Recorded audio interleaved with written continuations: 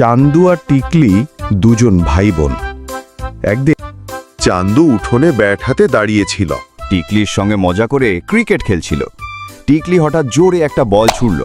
চান্দু ছক্কা মারার মতো জোরে ব্যাট চালালো। বলটা সোজা গিয়ে লাগলো দিদার প্রিয় ফুল গাছের ডালে। ডালটা ভেঙে গেল আর কয়েকটা ফুল মাটিতে পড়ে গেল। টিকলি ভয় পেয়ে চিৎকার করে বলল, ওরে বাবা, দিদা তো খুব রেগে যাবেন। চান্দু চুপ করে দাঁড়িয়ে রইল। বুঝতে পারল ভুলটা ওরই রয়েছে। কিছুক্ষণ ভেবে সে সাহস করে ঘরের ভেতরে গেল।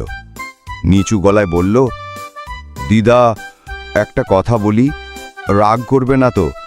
খেলার সময় ভুল করে তোমার ফুল গাছটা ভেঙে ফেলেছি, আমি দুঃখিত। দিদা চমকে তাকালেন, তারপর হেসে বললেন, তুই সত্যি বলেছিস, এটাই সবচেয়ে বড় কথা।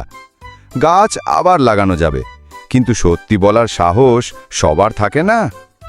বাইরে থেকে টিকলি শুনে খুশি হয়ে বলল, দেখলি, বলেছিলাম না সত্যি বললেই ভালো হয়।